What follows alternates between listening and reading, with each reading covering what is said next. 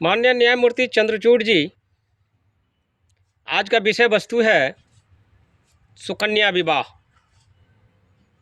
ये तब की बात थी, इसको संपूर्ण देश पर मैंने लागू करवाया कि बेटी पढ़ाओ और बेटी बचाओ। क्योंकि मेरे डाटा और लेसन को उठा के देखें तो जब मैं रात को लिखता था तो मेरी पत्नी अनपढ़ थी, अक्षर ज्ञान तो था नहीं। तो इस समझ से वो बार बार मुझे रोका टोका करती थी कि ये क्या कर रहे हैं आप। तो उसके समझ में अक्षर ज्ञान नहीं था। तो इनको मैं जब उजागर किया तो इसमें से लेके आया सरकार की बेटी पढ़ाओ और बेटी बचाओ। अब इस सुकन्या विवाह में बहुत सारे फॉल्ट हैं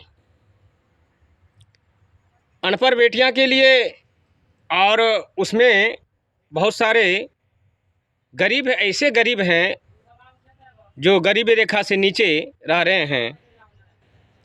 उन प्रवासियों के लिए अब तक कोई समुचित व्यवस्था नहीं हो पाई। मैंने संपूर्ण डाटा को खंगालते हुए बाद में इनको वायरल करना पसंद किया कि इसके लिए मैंने डाटा को तैयार करके रखा है, लेकिन इस वक्त नहीं दे सकते।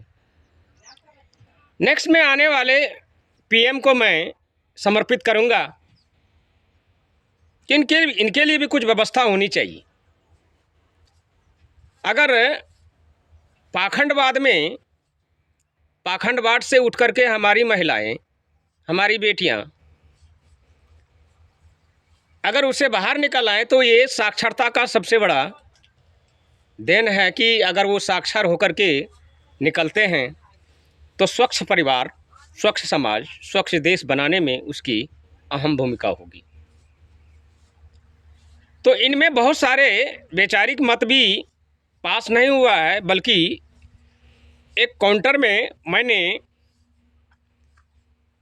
प्रत्येक प्रखंड में लिखा हुआ पाया तो उसमें सुकन्या विवाह लिखा हुआ है।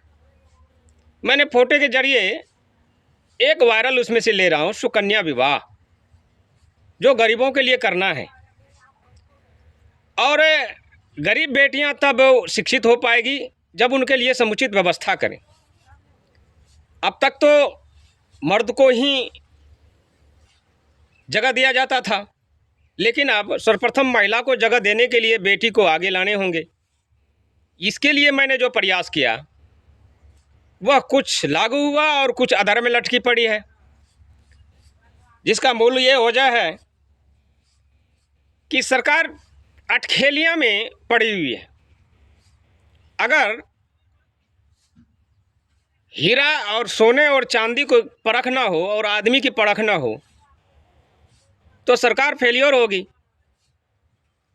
मुझे परख में है, मैं कैटेगरी में रखा हूँ, मैं लिख के तैयार करके रखा भी हूँ, लेकिन दे नहीं सकता डाटा। इसीलिए नहीं दे सकता, उस आदमी को कहने से क्या फ़ायदा जो बाढ़ा हो, और ऐसे आदमी को बोलने से क्या फ़ायदा जो आपका सम्मान ना करता हो। तो इन्हीं सब विचारों को लेकर के बहुत सारी लंबी लड़ाई थी जो मैंने लड़ा, और अब भी उसमें बहुत सारी फॉल्ट हैं, खामियां हैं, जिनको सुधार हेतु डाटा मैंने तैयार किया। नेक्स्ट में आने वाले पीएम को देंगे, ये हमारा लक्ष्य है। और सुकन्या विवाह में गरीब से गरीब और अमीर से अमीर, तो अमीर किसी तरह एडजस्ट करके वो अपना शादी विवाह को निपटा देते हैं। गरीब के पास उतना पैसा नहीं है, और एक तो अनपढ़ का शिकार हो जाती है, दूसरा इतनी गरीबी से तंग आकर के वो पढ़ी लिखी नहीं रहने के कारण ही ये जो हमारा समाज है पाखंड की ओर ज़्यादातर चले गए। हमारी पत्नी भी पाखंड की पुजारी हैं। मैंने बार बार लेसनों में भी और अभी तक जिक्र करता आ रहा हूँ कि मुझे तेरे त्यौहार और पूजा पाठ से कोई मतलब नहीं। मैं एक ही बाबा का पुजारी हूँ, तब भी था और आज भी हूँ और अंतिम चचरी तक रहेंगे। तू ये पूजा पाठ में मुझे घिसोटो मत, ना ही मैं तुझे कोई खर्चा दे सकता हूँ। चाहे सुप्रीम कोर्ट का दरवाज़ा खटखटाओ, चाहे हाई कोर्ट का, तो मेरा डाटा, मेरे जरिए तुम्हारा भी डाटा जा चुका है। पत्नी बोली कि ऐसा कौन सा डाटा गया? तो मैंने कहा कि डाटा तो पहुंच चुकी है आज से 15 साल पहले। तो अगर वो पढ़ी लिखी होती, थोड़ा साक्षर होती, तो मैं जो लिख रहा था, मैं जो डाटा तैयार रात में करता हूँ, रात रात बच जग करके, तो वो तो उसमें सहयोग करती। शिक्षित होने का मुझे थोड़ा सा भी अनुभव हो जाता कि चलो अक्षर ज्ञान है। इसलिए सरकार को इस पर ज़्यादा ध्यान देना चाहिए। सरकार से लेकर समाज तक, और समाज से लेकर के उन सर्वोच्च पद पर जो बैठे हुए नागरिक हैं, उनके समझ में ये बात आनी चाहिए। इन्हीं चंद शब्दों के साथ मैं अपने मुख को विराम लेता हूँ। जय भीम, जय भारत, जय रविदास, नमो बुद्धाय।